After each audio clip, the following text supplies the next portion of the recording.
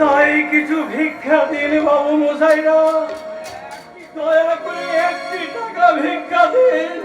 না বাবু, আজ 3 দিন আমরা কিছু খাইনি, দয়া করে কিছু ভিক্ষা দিন না বাবু।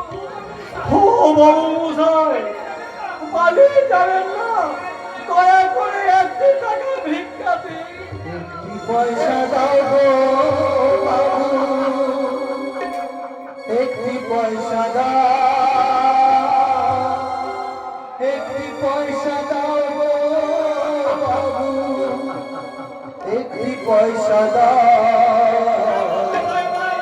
1টি পয়সা দাও গো বাবু, 1টি পয়সা দাও, 1টি পয়সা দাও গো বাবু, 1টি পয়সা দাও।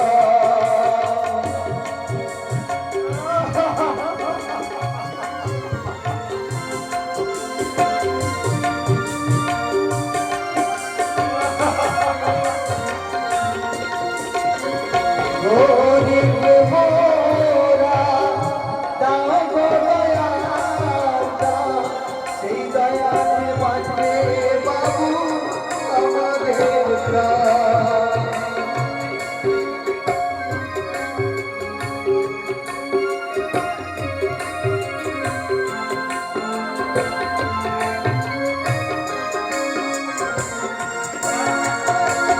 গরিব মোরা দাও গো দয়াল দাও, সেই দয়াতে বাঁচবে বাবু আমাদের প্রাণ।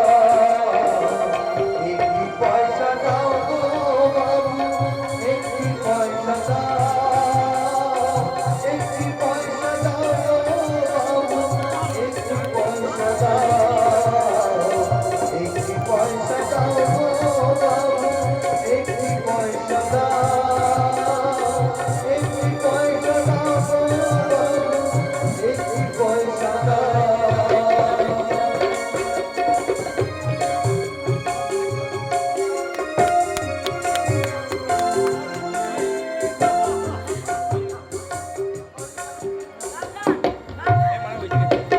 গরিব মোরা দাও গো দয়াল দাও, সেই দয়াতে বাঁচবে বাবু আমাদের প্রাণ।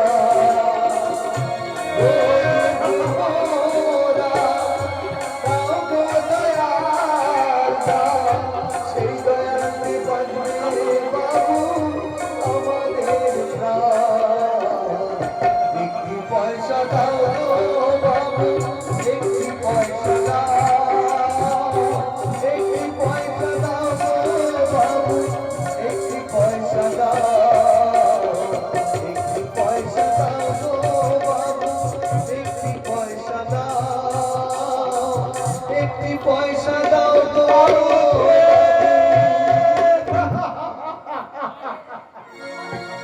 ভিখারি বলে মনে হচ্ছে না, তোমরা কি নতুন ভিক্ষা করতে এসেছো?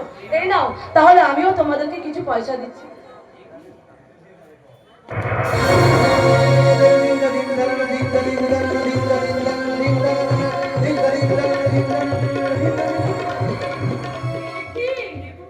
কে তুমি? তোমার হাতে উল্কি আটা ত্রিশূল। ত্রিশূল? ওগো, তোমার মনে নেই? দেখো, দুর্গার সাথে সাথে গৌরী বলে যে আমার আরেকটা মেয়ে ছিল। হ্যাঁ, হ্যাঁ, আমার মনে পড়ছে, আমার মনে পড়ছে, বহুদিন আগেকার কথা। আমি সেই ছোট্টবেলায় দুর্গা আর গৌরীকে সঙ্গে নিয়ে আমি এক চড়ক মেলায় গিয়েছিলাম। সেখানে 2 বোনে বায়না ধরেছিল ফুলকে হাতে আঁকবো বলে। সেই রাতে আমি ওই 2 বোনের হাতে কঞ্চিতে আমি ফুলকে আঁকিয়েছিলাম। তারপর কি? হঠাৎ একটা কাল বৈশাখী উঠলো, আর সেই কাল বৈশাখীর মধ্যে সবকিছু যেন ভালো করে দিল। কিন্তু ওই কাল বৈশাখী গৌরীকে আমাদের কাছ থেকে কোথায় যে ছিনিয়ে নিল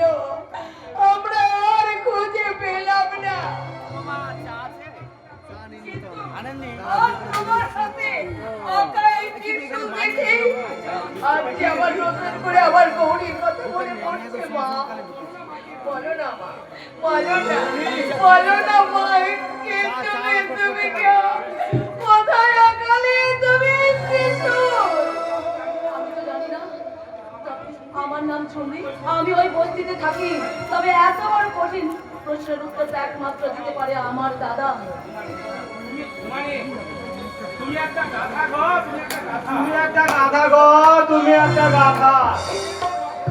এরা নিজেদের রক্তকে যখন নিজেরাই চিনে নিয়েছে তখন আপত্তি কিসে গমে? এত আপত্তি কিসে?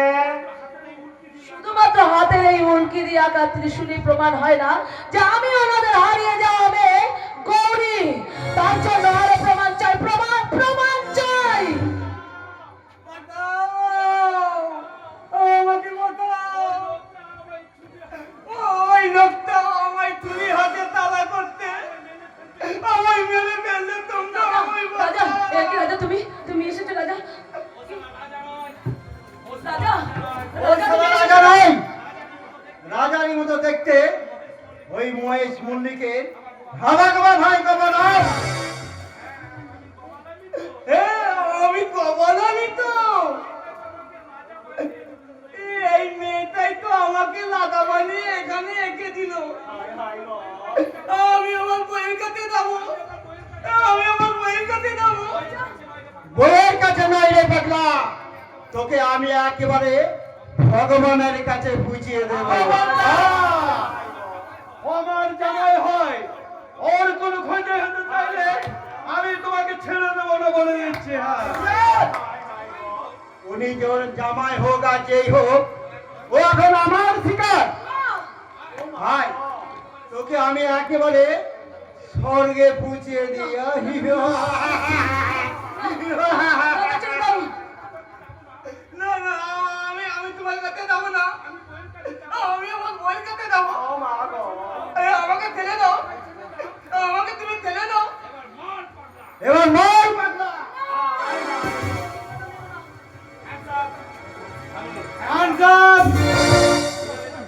ভুজেটা ফেলে দে, নাহলে গুলি করে তোর মাথার খুলে আমি উড়িয়ে দেবো। তাজক ব্যাপার। আরে হিজড়ার হাতে পিস্তল। হিজড়ে নয় রাস্কেল, হিজড়ে নয়, আমি সিআইডি ইন্সপেক্টর রজত গুপ্ত। আর আমি হলাম কে? ওনার অ্যাসিস্ট্যান্ট কৌশিক দত্ত। আমি পালাই, আমি পালাই। এরা আমায় মেরে ফেলবে। আমি এখান থেকে পালাই, আমি এখান থেকে রাজা, রাজা। মোষ মল্লিকের অপরাধের শিকড় ঠিক কতদূর পর্যন্ত ছড়িয়েছে তারই তদন্ত করতে আমি হিজড়ার ছদ্মবেশ ধরেছিলাম। এখন বল আজকে কে গভর্নরকে খুন করতে তোকে পাঠিয়েছে? বল আজকে, বল আজকে।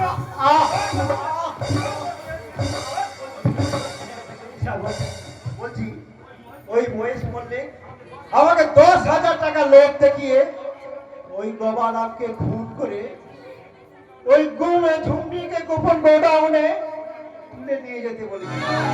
তাহলে তুমি আমাকে সত্যিটা বলো না দাদা, আমি কি সত্যি সত্যি তোমার নিজের মায়ের পেটের বোন? আজ যে আমি সত্যি বলছি রে বোন, আমার যে তুই নিজের বোন নয়। দাদা, বাবুজি সেই ছোট্টবেলায় তোকে এক চড়ক মেলাতে কুড়িয়ে নিয়ে এসেছে। ওরে, এরপরেও কিন্তু আমাদের অফিসে করবি না। এখনো তুই আমাদের কাছ থেকে মুখ লুকিয়ে রাখবি?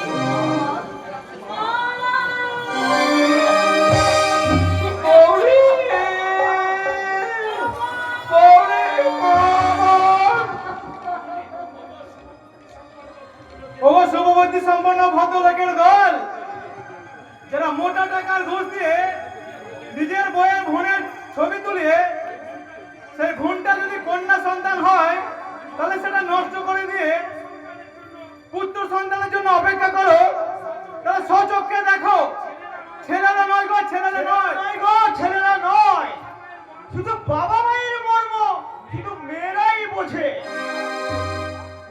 এই মেয়ে যখন শ্বশুর বাড়িতে যায় তখন সেই মেয়ে শ্বশুর ও শাশুড়িকে কুকুরেরও অধম করে রাখে।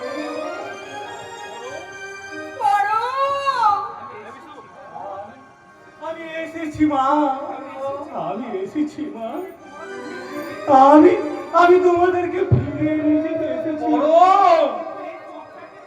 কিন্তু এই চোরটাকে ফিরে নিয়ে গেলে তোর সম্মান হারে হবে না তো বাবা।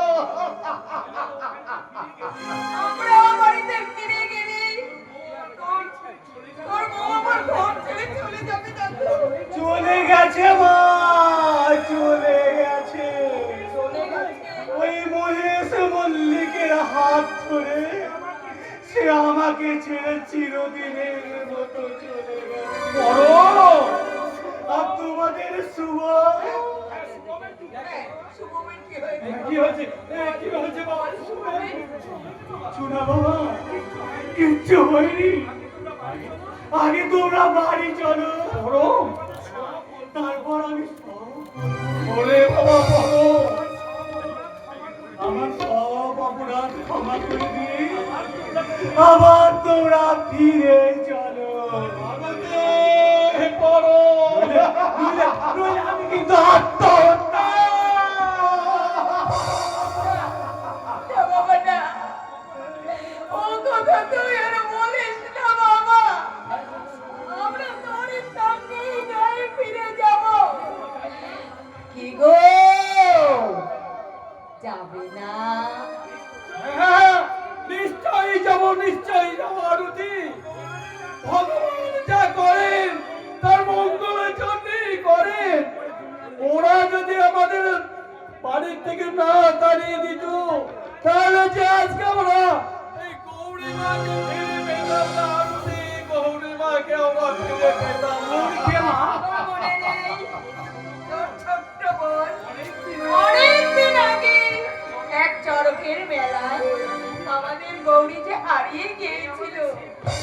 এই আমাদের সেই গৌরী রে পারো। তুই আমাদের ছোট বোন। হ্যাঁ বাবা, তোর ছোট বোন।